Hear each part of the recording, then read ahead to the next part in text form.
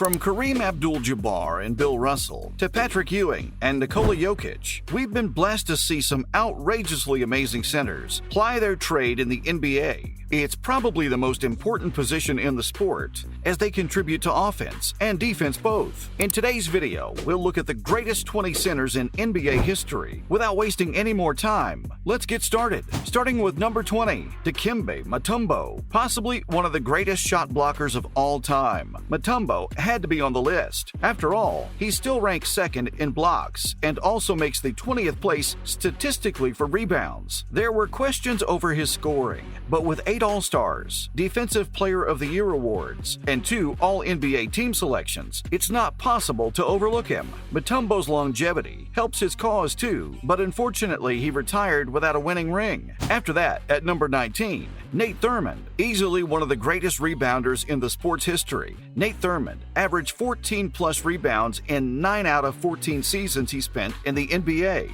In fact, for 2 of those seasons, he averaged over 20 boards, and he wasn't a bad scorer either. Even if you make the all-defensive team 5 times in your career, you're no slouch defensively either. Up next at 18, Joel Embiid. If he'd won at least one MVP for those 2 brilliant seasons, Embiid would have ranked much higher on this list. He's entering his peak currently, and there's a decent chance that he'll end his career by making it higher on the list for sure. Embiid has made the all-defensive team 3 times already in his career, and we wouldn't be surprised if he makes it a couple more times at the minimum. Also at number 17, Bill Walton with 2 rings, a Finals MVP, and a regular season MVP. Walton deserves to be on the list for sure. He's also made it to 2 All-Star sides, and if not for injuries, he would have definitely had an even better career and ranked higher too. Despite all that, Walton was exceptional, and his ability to run the floor, score, create for others, and defend makes him one of the most complete centers. Moving on to number 16, Dave Cowens. The legend from Florida State ranks 35th in rebounds and has 2 NBA titles to his name.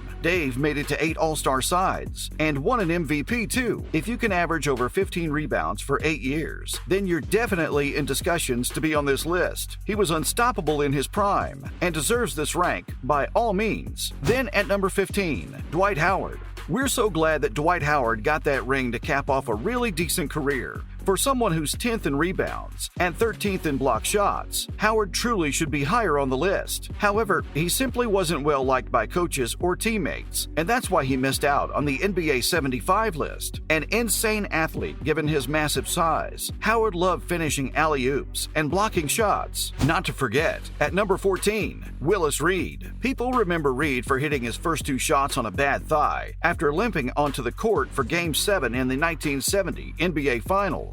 However, he was also a sensational center, despite being a short player standing only 6'9". Not the greatest rebounder given his height, or even a shot blocker. Reed's sheer determination helped him land 2 Finals MVPs, with 2 rings, and a regular season MVP as well. At number 13, Robert Parrish. Part of that legendary Celtic side of the 80s, Robert Parrish was the reason Bird and McHale could play the way they wanted. 4 NBA titles and 2 All-NBA selections were possible only because Parrish ranked in the top 10 in both career rebounds and blocks too. Parrish did all the dirty work for that incredible Boston side, and that's the reason he's among the best centers to play the sport. On to number 12, Nikola Jokic. We're all familiar with Jokic, the best player in the league right now. He's already won 2 MVPs, and he doesn't even try. Monster rebounder, the Serb has improved his defense, and considering he's ranked 12th on the list while being 27, it only means that we can expect him to climb much higher on this list. The big man from Serbia just needs to add a championship to his collection to make it to the top 10. Coming in at number 11, Wes Unseld. Among the shortest centers to ever play, Unseld stood at 6'7" and still dominated the NBA in his own unique way. Despite being so short, he's one of the greatest rebounders in the sport's history and averaged 14 for his superb career, which includes an NBA title, a Finals MVP, and a regular season MVP. Making the top 10, Bob McAdoo, 2 NBA titles, an MVP award, and 5 All-Star appearances for Bob McAdoo. He ranks 67th in blocks, 68th in scoring, and 71st in rebounds. That might not seem exceptional, but McAdoo's pristine mid-jumper and his phenomenal talent to torment opponents help him make the top 10 on this list. After that, number 9, George Mikan. The first truly dominant big man in the NBA was George Mikan. He was great and used his size to his advantage and did it to perfection. His soft touch was very uncharacteristic of a big man, and he could finish with either hand in the paint too. That helped him win 5 NBA titles and 6 NBA first-team selections, and deserves to be in the top 9.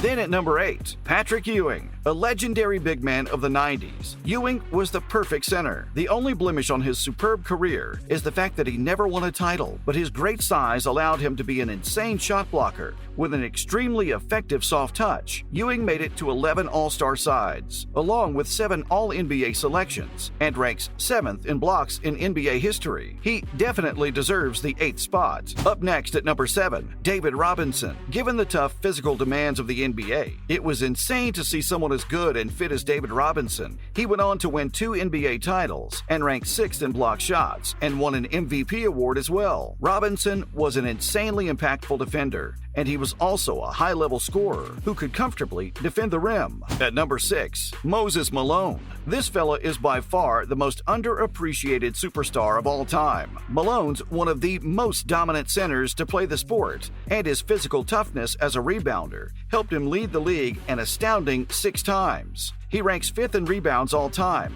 and 10th in scoring. Malone won a title and a final MVP alongside 3 MVPs. We could make a case for him being in the top 5. Into the top 5 with Hakeem Olajuwon. Is there any doubt about Hakeem Olajuwon making it to the top 5 centers list? 1st in blocks, 9th in steals, 12th in points, and the winner of 2 NBA titles and 2 finals MVPs. Hakeem won a regular season MVP too, and he's probably the best international player of all time. Olajuwon was exceptional in every definition of the word. Also at number 4, Shaquille O'Neal. If Olajuwon was dominant, then we need another word for Shaq, the most physical specimen to ever make it to the NBA. Shaq was an absolute freak who won 4 NBA titles and 3 finals MVPs alongside a regular season MVP. In fact, he could have been higher on the list if he wasn't competing with 3 of the greatest players of all time. He doesn't need any introduction. Big Shaq will forever be famous as long as the sport is famous. Not the greatest free throw shooter to ever play, but he never really needed that either. Top 3 with Wilt Chamberlain. Imagine someone eclipsing Big Shaq in terms of dominance. You get Wilt Chamberlain. It's hardly a surprise that he has the most rebounds in the sport's history and is also 7th in scoring. Chamberlain, admittedly, wasn't up against the biggest players, but he destroyed whoever came in front of him. All this helped him rack up 2 NBA titles, 1 finals MVP, and 4 regular season MVPs. He also had 13 All-Star appearances to his name,